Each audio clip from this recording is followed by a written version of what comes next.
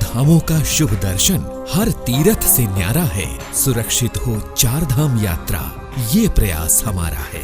इस बार की चार धाम यात्रा को उत्तराखंड सरकार ने सुगम और सुरक्षित बनाने के लिए कई महत्वपूर्ण कदम उठाए हैं। यानी अब यहाँ आने के इच्छुक श्रद्धालु आधिकारिक वेबसाइट www.registrationandtouristcare.uk.gov.in पर अपना पंजीकरण आसानी से करवाकर इस आध्यात्मिक तीर्थ यात्रा पर आ सकते हैं।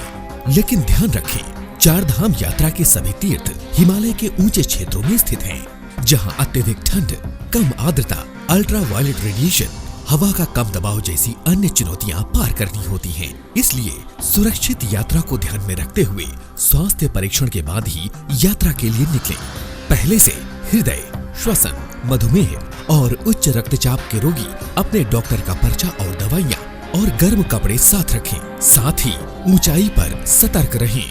स्वास्थ्य से संबंधित किसी भी तरह की जानकारी के लिए 104 और एम्बुलेंस के लिए 108 हेल्पलाइन नंबरों पर संपर्क करें। तीर्थ यात्रा हो मंगलकारी, उत्तराखंड ने की है तैयारी।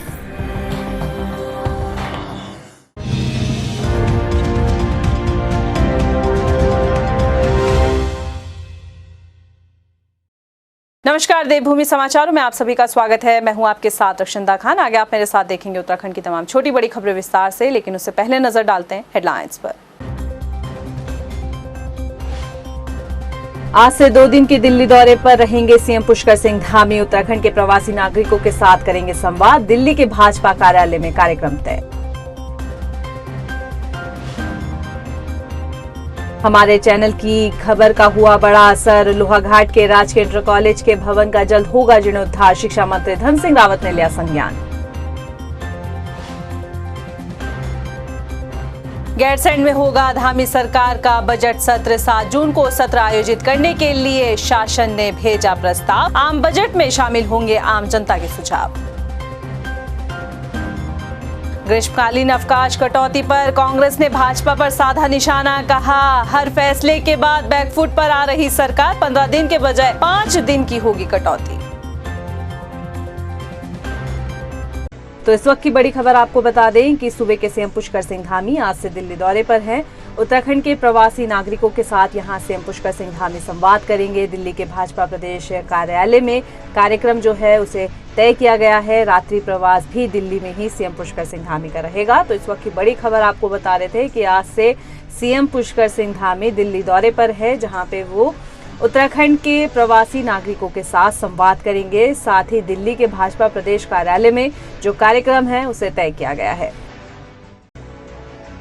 हमारे चैनल की खबर का बड़ा असर देखने को मिला है, जहां प्रदेश के शिक्षा मंत्री धन सिंह रावत ने लोहाघाट के राजकीय इंटर कॉलेज के जीर्णोद्धार की बात कही है। दरअसल हमारे चैनल द्वारा लोहाघाट के जीआईसी की खबर को प्रमुखता से चलाया गया था, जिसके बाद इस खबर पर संज्ञान लेते हुए शिक्षा मंत्री धन सिंह रावत ने खुद आचार संहिता के बाद स्कूल के भवन की मरम्मत की बात कही है। तो चंपावत जिले में आचार संहिता लगी है, लेकिन चुनाव के बाद में एक बार उस विद्यालय का निरीक्षण करने भी आऊँगा, उसकी रिपोर्ट भी लूँगा और सरकार ऐसे जो है विद्यालयों को जो है बहुत अच्छा जीर्णोद्धार भी करेगी। ज़रूरत पड़ेगी तो उसको अच्छा निर्माण कराया जाएगा। लेकिन हम जो हमारी ऐतिहासिक धरोहर हैं उनको और अच्छा संरक्षण करने का काम सरकार करेगी। कैबिनेट मंत्री प्रेमचंद अग्रवाल ने विधानसभा में एमडीडीए के अधिकारियों के साथ बैठक की। समीक्षा बैठक के दौरान एमडीडीए के चल रहे कार्यों को चर्चा की गई। इसके साथ ही आपको बता दें कि मंत्री प्रेमचंद अग्रवाल ने एमडीडीए के अंतर्गत चल रहे सभी कार्यों के मौजूदा स्टैट्स को भी मांगा है। स्टैट्स की रिपोर्ट मांगी है, जिसमें मुख्य रूप से ऋषिकेश, मसूरी और मल्टी लेवल पार्किंग, डोईवाला में बस अड्डा, इन सभी निर्माणाधीन कार्यों को जल्द पूरा करने की भी बात कही है। तय समय पर प्रगति रिपोर्ट देने की भी अधिकारियों से बात कही गई है। साथ ही देहरादून में 600 अवैध निर्माण चयनित होने के मामले में संबंधित अधिकारियों के खिलाफ सख्त कार्रवाई के भी निर्देश दिए हैं। मसूरी में भी एक 0 पॉइंट पे मल्टी स्टोरी बिल्डिंग पार्किंग की बननी थी और उसमें भी मेरे को जो जानकारी मिली तो 11 मीटर तक बननी थी, अभी 21 मीटर तक बनी है, G+6 मंजिल। वो पार्किंग बननी है, तो उसमें भी शासन से जानकारी ली गई, शासन को भेजा गया है कि इसमें अनुमति मिले ताकि वो मल्टी स्टोरी बिल्डिंग 6 मंजिल तक बन सके। धामी सरकार आगामी बजट सत्र ग्रीष्मकालीन राजधानी गैरसैंण में आयोजित करने के लिए प्रस्ताव भेज चुकी है। 7 जून को गैरसैंण में बजट सत्र आयोजित करने के लिए एक प्रस्ताव जो है वो शासन को भेज दिया गया है। विधानसभा सचिवालय में तैयारी के लिए शुरू करने की बात भी कह दी गई है। बतौर सीएम पुष्कर सिंह धामी का गैरसैंण में ये पहला सत्र होगा। आपको बता दें कि सरकार वित्तीय वर्ष 2022 और 23 के लिए बजट लाने की तैयारियों में जुटी हुई है। इस बार के बजट में आम जनता से सुझाव भी लिए जा रहे हैं। इसके लिए राज्य सरकार कुमाऊं और गढ़वाल मंडल में बजट पूर्व संवाद को आयोजित भी कर रही है। इस कार्यक्रम के जरिए लोगों से सीधे सुझाव लिए जा रहे हैं। देखिए, ऐसा है, गैरसैंण में होना ही है जो हमारा अगला सत्र है, बजट सत्र है। टेंटेटिव ज़रूर कह सकते हैं कि 7 तारीख आप लोगों को टेंटेटिव डेट की खबर आई है, लेकिन अभी आधिकारिक नहीं है। हमें किसी तरह से अभी इसको नहीं कह सकते कि पुख्ता है कि 7 ही तारीख को होगा, क्योंकि अभी एक प्रोसेस शुरू हुआ है और वो प्रोसेस तभी पूरा होता है जब उस पर गवर्नर साहब की मुहर लगती है। तो अभी ऐसा कुछ हुआ नहीं है, तो अभी ये टेंटेटिव डेट है और जैसे ही कुछ होता है तो मैं आपके बीच में आकर आपको। चंद दिन का खेल बचा है चंपावत सीट पर हो रहे उपचुनाव का। 31 मई को मतदान और 3 जून को नतीजे, लेकिन इन सब के बचे दिनों में राजनेता कैसे शांत हो सकते हैं? अब भाजपा को इस बात से परेशानी हो रही है कि कांग्रेस मैदान में प्रचार प्रसार क्यों नहीं कर रही है, और कांग्रेस कह रही है भाजपा हमें खटीमा में भी नहीं देख पा रही थी, इसलिए उनके पैराशूट प्रत्याशी जो हैं वो अपनी सीट गंवा बैठे थे। आइए रिपोर्ट देखते हैं। प्रदेश में हुआ 5वां विधानसभा चुनाव अब भी अपनी यादों को ताजा किए हुए है। इसकी वजह चंपावत सीट पर हो रहा उपचुनाव है। उपचुनाव के प्रत्याशी सूबे के सीएम पुष्कर सिंह धामी और कांग्रेस से निर्मला गहतोड़ी मैदान में है, जो कई वक्त से चुनाव में अपनी किस्मत को आजमाने की राह तलाश रही थी। इन प्रत्याशियों के अलावा मैदान में 2 और प्रत्याशी हैं। सपा ने चुनावी समर में मनोज भट्ट को उम्मीदवार बनाया, वहीं हिमांशु गढ़कोटी निर्दलीय ताल ठोक रहे हैं। चुनाव नजदीक है, प्रत्याशी जनता का समर्थन हासिल करने की हर मुमकिन कोशिश कर रहे हैं। चुनाव प्रचार प्रसार के कम वक्त में नेता अब अपने बयानों से सियासी पारा हाई कर रहे हैं। भाजपा के प्रदेश प्रवक्ता शदाब शम्स ने एक बार फिर कांग्रेस पर उपचुनाव को लेकर निशाना साधा। शम्स ने कहा, चंपावत में भाजपा के हक में माहौल बना हुआ है, क्षेत्र में कांग्रेस का प्रचार प्रसार ही फीका है। शम्स का कहना है कि फीके प्रचार प्रसार से अंदाजा लगाया जा सकता है कि कांग्रेस उपचुनाव में कितना पीछे है, या ये मान लिया जाए कि कांग्रेस की उपचुनाव को लेकर कोई दिलचस्पी ही नहीं। चंपावत चुनाव में मुझे लगता है कि वो वन साइडेड चुनाव है। युवा मुख्यमंत्री की पॉपुलैरिटी जिस तरह से युवाओं के बीच में है, वो युवाओं की पहली पसंद बने हुए हैं, माताओं की बहनों की पहली पसंद बने हुए हैं, और कांग्रेस के तमाम बड़े बड़े दिग्गज रणछोड़ दास बनकर रण छोड़ चुके हैं, एक बहन के पल्लू के पीछे छुप के बैठे हैं। भाजपा प्रवक्ता शम्स के दिए बयान के बाद कांग्रेस ने पलटवार करने में जरा भी वक्त नहीं गंवाया। कांग्रेस प्रवक्ता प्रतिमा सीएम धामी पर खटीमा सीट हारने के तंज को कसती हुई दिखाई दी। खटीमा का इतिहास कांग्रेस एक बार फिर दोहराएगी। कांग्रेस प्रवक्ता प्रतिमा ने कहा कि भाजपा के पैराशूट प्रत्याशी पुष्कर सिंह धामी खटीमा सीट के बाद अब चंपावत सीट को भी हारेंगे। भारतीय जनता पार्टी के जो पैराशूट प्रत्याशी हैं, जिनको चंपावत से लगे खटीमा से भुवन कापड़ी जी ने हराने का कार्य किया है, तो वहाँ भी हमारा जोश उतना ही था जितना चंपावत में है। तो मुझे लगता है एक बहुत अच्छी विजय के साथ हम चंपावत की सीट जीतेंगे और खटीमा का इतिहास दोहराएंगे। खैर, नेताओं के चुनावी वार पलटवार का खेल कुछ दिन ही चलेगा।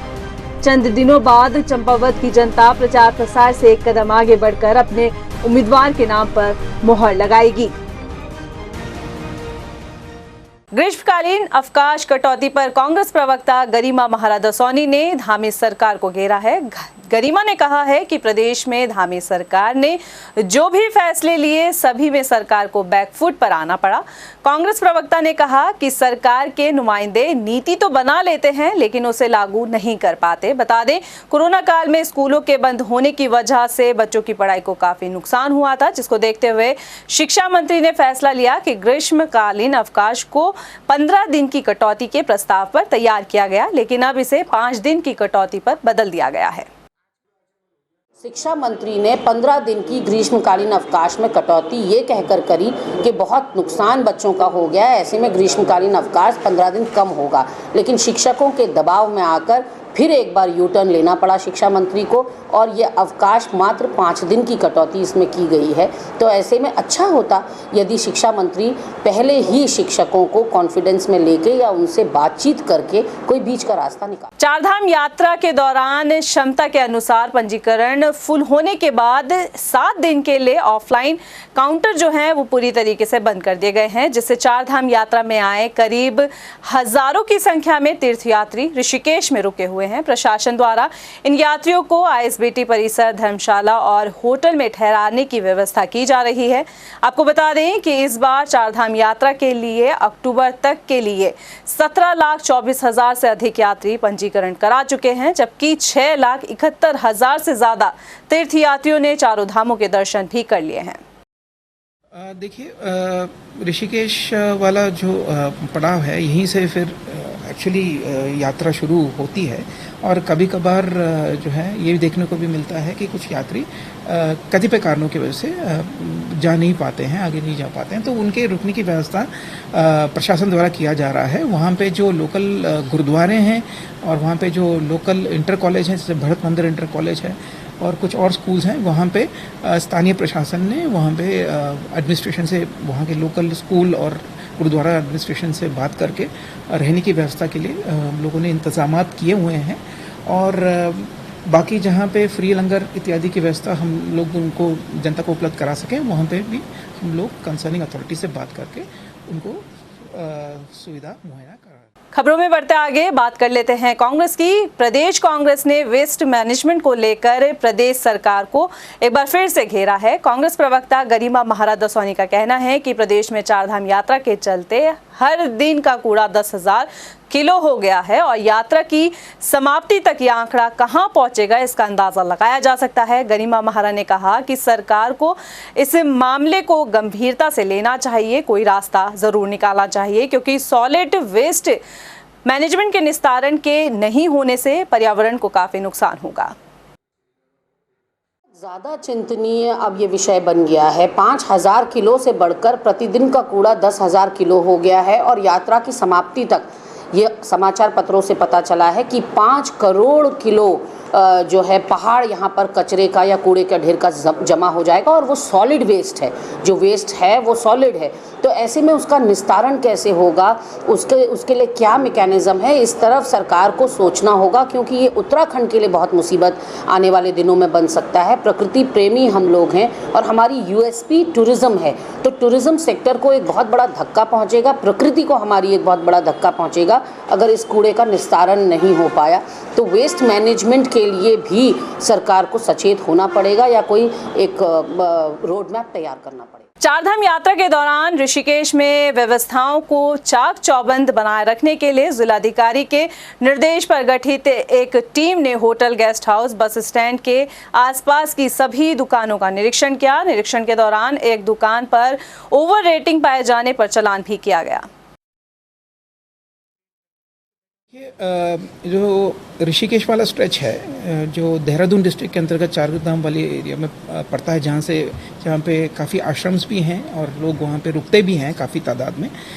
तो यहाँ पे जितने भी होटल्स हैं, धर्मशालाएं हैं, सबकी चेकिंग जो है ज़िला प्रशासन की टीमें कर रही हैं। और एक तो क्वालिटी पे भी हम लोग ध्यान दे रहे हैं, और जहाँ पे ये होटल्स वगैरह हैं तो जहाँ पे जीएसटी वगैरह लिया जा रहा है तो अतिरिक्त सर्विस टैक्स चार्ज ना किया जाए, ये हम लोग सुनिश्चित कर रहे हैं और ये कार्रवाई अभी फ़िलहाल जारी रहेगी। देहरादून, हरिद्वार, ऋषिकेश, रुड़की, विकासनगर में छात्र छात्राओं को स्कूली बसों और वैन से सुरक्षित यात्रा कराई जा सके, इसके लिए परिवहन विभाग की ओर से बस का ऑडिट शुरू किया गया है। परिवहन विभाग की टीम स्कूली बसों और वाहनों को सड़कों पर चेक करने के बजाय अब खुद स्कूलों में जाकर जांच कर रही है। इतना ही नहीं, आरटीओ प्रवर्तन ने बताया कि पहले चरण में करीब 450 गाड़ियों का ऑडिट किया जा चुका है। ऐसे वाहन जो कि प्राइवेटली ओन्ड हैं और स्कूल के बच्चे ले जाते हैं, जैसे स्कूल वैन, उनको उनकी यूनियन से भी वार्ता की गई है। साथ में हमने उनका चालान किए हैं। लगभग 450 से ज़्यादा वाहन के चालान हुए हैं और 40 से ऊपर वाहन सीज किए गए हैं। उसके साथ साथ उनको हिदायत भी दे दी गई है कि किसी भी दशा में उन वाहनों को नहीं चलाएंगे जिनके कागज़ पूरे नहीं हैं।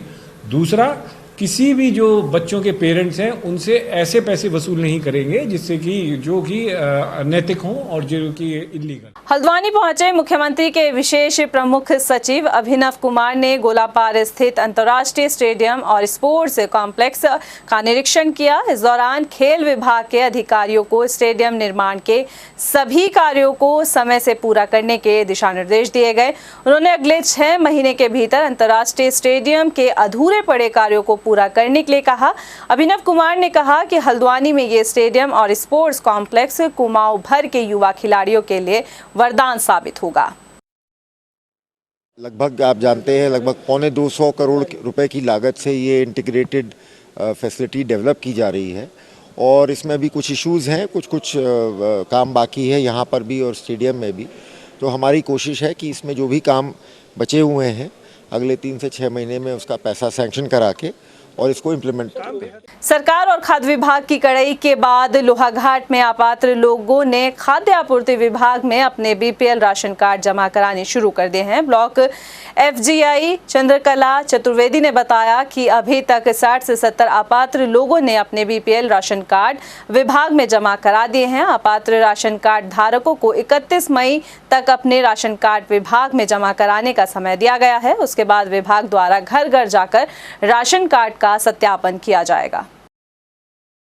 शासन द्वारा वर्तमान में आदेश दिए गए हैं कि जो अंत्योदय और पीएचएच परिवार जो मानकों से ऊपर चले गए हैं, जिसमें पीएचएच के लिए मानक 15,000 मासिक से ऊपर के कार्डों को स्वतः जमा करने के लिए आदेश दिया गया है। 31 मई तक कार्ड धारक स्वतः यहाँ कार्यालय में या क्षेत्रीय अधिकारी कार्यालय में जमा कर सकते हैं और उसके पश्चात 1 जून से सघन चेकिंग अभियान के बाद उन कार्डों में कार्ड धारकों पे एफआईआर की जाएगी और पुराने लिए गए राशन की भी वसूली की जाएगी। भले ही सरकार गरीबों के दिए जाने वाले राशन कार्ड को हाई टेक करने की बात कहती हो, पर अब इसे गरीबों की विडंबना कहें या फिर सरकारी अफसरों की लापरवाही, जो रुड़की में 1 महीने से वेबसाइट न चलने से घंटों लाइन में खड़े होने के बाद भी राशन नहीं मिल पा रहा है। लोगों का आरोप है कि सुबह से दोपहर तक यहां लाइन में खड़े रहते हैं, बावजूद तो इसके उन्हें राशन नहीं मिल पा रहा है। ऑनलाइन चली ना और 90% औरतें हैं, इसमें 10% मर्द है। औरतें देखो किस तरह की हालत तो बन रही है कोटे की, कंप्यूटर चल नहीं पा रहा है, नेट भी बहुत बड़ी परेशानी है। 2 दिन हो गए, कल नंबर नहीं आया, आज आ गए, इतना तो कोटा भी नहीं है जितनी मतलब कि दिहाड़ी जा रही है। 17 से 18 राशन चढ़े हैं। एक राशन कार्ड को चढ़ने में 10 से 15 मिनट लग रही हैं। साइट 5 मिनट के लिए आती है, 15 मिनट के लिए भाग जाती है। जब से हम शुरू से माल बांट रहे हैं, इस महीने के शुरू से यही परेशानी हो रही है। पब्लिक आती है, बदतमीजी करती है, उनका भी टाइम खराब होता है। मजदूर आदमी है, आकर हमारे से भी गाली गलौज करते हैं और पब्लिक इतना परेशान है, हम माल नहीं दे पा रहे। ऊपर से विभाग का ऑर्डर है, बिना बायोमेट्रिक के आप किसी भी आदमी को माल नहीं देंगे। परिवहन विभाग की ओर से गाड़ियों में लगाई जा रही हाई सिक्योरिटी रजिस्ट्रेशन प्लेट मामले में फर्जीवाड़ा सामने आने के बाद विभागीय अफसरों के साथ ही पुलिस ने भी फर्जी नंबर प्लेट की जांच शुरू कर दी है। परिवहन विभाग की टीम ने देहरादून की करीब 8 दुकानों में छापेमारी की, जिसमें 2 दुकानों में हाई सिक्योरिटी रजिस्ट्रेशन प्लेट बनाई जा रही थी, जिसके बाद परिवहन विभाग ने दुकान मालिकों के खिलाफ मुकदमा दर्ज कर लिया है। बता दें कि 4 पहिया और 2 पहिया गाड़ियों में हाई सिक्योरिटी रजिस्ट्रेशन प्लेट लगाने की जिम्मेदारी डीलर्स की गई है, जबकि पुरानी गाड़ियों और दूसरे राज्यों से आ रही गाड़ियों में प्लेट लगाने की जिम्मेदारी परिवहन विभाग की है। ये संज्ञान में आया था कि कुछ जो नेम प्लेट बनाते हैं उन लोगों ने गाड़ी की प्लेट बनानी शुरू कर दी है, जो कि पूरी तरह इलीगल है, क्योंकि अब राज्य में सिर्फ HSRP प्लेट बन सकती है। साथ में उनके द्वारा कुछ फर्जी HSRP प्लेटें भी बनाई जा रही थी, जिसके लिए हमारे द्वारा दुकानों पर छापे मारे गए और ये दुकानें 8-9 दुकानों पर हमारे द्वारा छापे मारे गए। इसमें से 2 दुकानों पर हमें ऐसी HSRP प्लेट मिली जो हूबहू ओरिजिनल जैसी लग रही थी, तो उसके खिलाफ हमारे विभाग ने उनके खिलाफ तहरीर दी है और थाने में रिपोर्ट दर्ज करा दी है। अब उनके ऊपर जांच करके उनके ऊपर आगे कार्रवाई की जाए। बाराकोट ब्लॉक के दूरस्थ चामी गांव में शहीद लांस नायक श्याम सिंह बिष्ट के नाम पर बनी सड़क पिछले कई सालों से बदहाल पड़ी हुई है। सड़क में जगह जगह पर गड्ढे हो जाने की वजह से लोगों को आवाजाही में काफी परेशानियों का सामना करना पड़ रहा है। कई बार सड़क के डामरीकरण के लिए लोक निर्माण विभाग से गुहार लगाई गई, लेकिन अब तक किसी ने कोई सुधि नहीं ली, जिस कारण अब ग्रामीणों ने नाराजगी देखते हुए आक्रोश व्यक्त किया। चामी खेती मोटर वाहन मार्ग है। इस रोड को कटे हुए लगभग 10-12 साल हो चुके हैं और जो रोड की लोक निर्माण विभाग के द्वारा कटाई गई है और इस रोड का हमारे शहीद भाई लांस नायक श्याम सिंह बिष्ट के नाम इस सड़क को रखा गया है। और हमने विभाग से कई बार ये बोला था पत्र के माध्यम से और फ़ोन के माध्यम से कि पहले रोड का सुधारीकरण किया जाए, उसके बाद वहाँ पर सैनिक के नाम का बोर्ड लगा जाए, लेकिन विभाग ने हमारी बातों को अनदेखा किया। आज जिसका खामियाजा पूरी क्षेत्रीय जनता भुगत रही है। रोड पे जो 1 किलोमीटर लगभग डामर हुआ था वो पूरा उखड़ चुका है। लक्सर में नगर पालिका परिषद की टीम ने पुलिस बल के साथ नगर में अवैध अतिक्रमण के खिलाफ कार्रवाई की। इस दौरान दुकानदारों में प्रशासन से अपनी दुकानें शिफ्ट करने का भी समय मांगा, लेकिन कार्रवाई जारी रही। नगर पालिका परिषद अधिशासी अधिकारी सुरेंद्र कुमार ने बताया कि पहले इन लोगों को अतिक्रमण हटाने के लिए नोटिस भी दे दिया गया था, अनाउंसमेंट भी किया गया था, मगर इन लोगों ने अवैध अतिक्रमण नहीं हटाया। हमने 15 दिन से पहले नोटिस भी दिया और हमने अनाउंसमेंट भी किया ये अतिक्रमण हटाने के लिए, परंतु इन्होंने कोई कार्रवाई नहीं करी, इन्होंने किसी नहीं हटाया। तो इसलिए हम पूरी जिलाधिकारी और हमारे उप जिलाधिकारी के आदेशानुपालन में सभी पुलिस फोर्स के साथ अतिक्रमण हटाया जाएगा। देहरादून के गढ़ी कैंट हरनोल गांव में एक जमीन का मामला सामने आया है, जहां एक जमीन पर 2 पक्षों ने अपना दावा ठोका है, जिसमें पहले पक्ष ने जमीन पर उगाई फसल पर बुलडोजर चलाने का आरोप लगाया है, तो दूसरे पक्ष का कहना है कि जमीन उनकी है और वो अपनी जमीन की 4 दीवारी का काम करवा रहे हैं। वहीं इस मामले में पुलिस के पास शिकायत गई, जिसके बाद एसपी सिटी ने मामले की जाँच के आदेश जारी किए। मैंने वहाँ पर 7 साल पहले ज़मीन खरीदी थी, उसके बाद आगे बेची है ज़मीन कुछ लोगों को और वहाँ पे कब्जा नहीं करने देते। बार कब्जा हमारा था, बार बार उसको जो प्रेम सिंह आले कभी तार तोड़ देते हैं, कभी कुछ। उनके पास कोई रजिस्ट्री नहीं है, सारी रजिस्ट्री दाखिल खारिज हमारे पास है। गलत बयानी मीडिया में करते हैं, हमें मेंटली हैरेस कर रहे हैं, कभी कहीं कंप्लेन कर रहे हैं, कभी कहीं कंप्लेन कर रहे हैं। उनके पास कोई कागज़ नहीं है ज़मीन का और 17 लोगों को परेशान करके रखा हुआ उन्होंने। देखिए, थाना कैंट क्षेत्र अंतर्गत हरनौल एक जगह है जहां पर पिछले दिनों एक पक्ष आया था जिनके द्वारा बताया गया था कि दूसरे पक्ष ने उनकी ज़मीन पर कब्जा किया है। आज जो है उससे संबंधित दूसरा पक्ष आया था जिनके द्वारा अपने ज़मीन से संबंधित कागजात दिखाए गए हैं। तो इस संबंध में थानाध्यक्ष को जाँच करने हेतु बताया गया है और साथ ही लोगों को बताया गया कि संबंधित विभाग में जाकर के अपनी ज़मीन से जो संबंधित डॉक्यूमेंट्स हैं उनके आवश्यकता अनुसार कार्रवाई करें। खटीमा में मुख्यमंत्री की घोषणा के बाद खटीमा चौराहा से पीलीभीत रोड पर 800 मीटर पाइपलाइन बिछाने का कार्य जो है वो शुरू कर दिया गया है। कनिष्ठ अभियंता जल संस्थान ने बताया कि पीलीभीत रोड पर जल संस्थान के द्वारा पाइपलाइन बिछाने का काम शुरू कर दिया गया है और जल्द ही कार्य पूरा कर लिया जाएगा। पीडब्ल्यूडी खटीमा विभाग द्वारा रोड के चौड़ीकरण होने के लिए शासन को प्रस्ताव भेजा गया था, जिसमें हमारे विभाग से भी यूटिलिटी शिफ्टिंग के लिए मांगा गया था। तो उसी के अंतर्गत यूटिलिटी शिफ्टिंग का कार्य हमारा आज हमने शुरू कर दिया है। ये खटीमा चौराहे से वन विभाग की चौकी तक 800 मीटर इसमें पाइपलाइन शिफ्ट। श्रीनगर गढ़वाल में स्लाटर हाउस की जगह नियमों के खिलाफ घर के अंदर मीट कटान के साथ खरीद फरोख्त का मामला जो है वो सामने आया। मामला भाजपा अल्पसंख्यक मोर्चा के पदाधिकारी और मांस व्यापारी के घर का जुड़ा है, जहां पर छापेमारी की गई। छापेमारी के दौरान घर में रखा 30 किलो से ज्यादा चिकन और मटन बरामद किया गया। व्यापारी का चालान काटा गया है। पुलिस, नगर निगम और खाद्य विभाग की संयुक्त टीम ने बरामद मांस को ट्रेचिंग ग्राउंड में दबाकर नष्ट कर दिया। आज जो है सोशल मीडिया के माध्यम से पता लगा कि कोई व्यक्ति जो है अपने घर में ही जो है मांस का विक्रय कर रहा है और काट रहा है। उसका वीडियो वायरल हो रहा था। तो उप जिलाधिकारी महोदय का ही मुझे फ़ोन आया। तो इसके बाद हमने जो है पुलिस को साथ में लेकर के, नगर निगम की टीम को साथ में लेकर के उस व्यक्ति के घर में जो है जाकर के दबिश की। तो वहाँ पे हमें फ्रिज के अंदर रखा हुआ बेचने के लिए 30 किलो के आसपास जो है मटन और चिकन रखा हुआ प्राप्त हुआ, जिसको जब मौके पे जब्त करके उसके खिलाफ चालानी कार्रवाई की गई और मांस को जो है नगर निगम के माध्यम से ट्रेंचिंग ग्राउंड में दबा दिया गया। रुड़की के नारसन में देर रात हाईवे पर SBI का ATM तोड़ने का प्रयास किया गया। तीनों बदमाशों को पुलिस ने गिरफ्तार कर लिया है। पकड़े गए आरोपियों से पुलिस पूछताछ में जुटी हुई है। तीनों आरोपी गाजियाबाद के रहने वाले बताए गए हैं। रात को बॉर्डर चौकी नारसन क्षेत्र में जो है सूचना मिली थी कि 3 लड़के जो है ATM SBI का ATM काटने की फिराक में उसके पैसे ले जाने की उसमें, तो इस पर जो है चौकी प्रभारी और मैं उसके वहाँ गए थे। तो ATM के शटर का ताला इनके द्वारा काट दिया गया था और एक कैमरा जो है बाहर निकाल के रख दिया गया था। तो मौके पर ही पकड़ लिए गए 3 लोग। इनके पास कटर, कैमरा काटना, स्प्रे और प्लास आदि बहुत सारे उपकरण प्राप्त हुए हैं और उनमें से एक अभियुक्त के पास तमंचा मिला है, जिनके आधार पर मुकदमा दर्ज कर दिया गया है और माननीय न्यायालय के समाचार पेश किए। फिलहाल के लिए इस बुलेटिन में इतना ही। मुझे दे इजाजत, लेकिन चलते चलते नजर डाल लेते हैं हेडलाइंस पर। नमस्कार। आज से 2 दिन की दिल्ली दौरे पर रहेंगे सीएम पुष्कर सिंह धामी। उत्तराखंड के प्रवासी नागरिकों के साथ करेंगे संवाद। दिल्ली के भाजपा कार्यालय में कार्यक्रम तय। हमारे चैनल की खबर का हुआ बड़ा असर। लोहाघाट के राजकीय इंटर कॉलेज के भवन का जल्द होगा जीर्णोद्धार। शिक्षा मंत्री धन सिंह रावत ने लिया संज्ञान। गैरसैंण में होगा धामी सरकार का बजट सत्र। 7 जून को सत्र आयोजित करने के लिए शासन ने भेजा प्रस्ताव। आम बजट में शामिल होंगे आम जनता के सुझाव। ग्रीष्मकालीन अवकाश कटौती पर कांग्रेस ने भाजपा पर साधा निशाना। कहा, हर फैसले के बाद बैकफुट पर आ रही सरकार। 15 दिन के बजाय 5 दिन की होगी कटौती।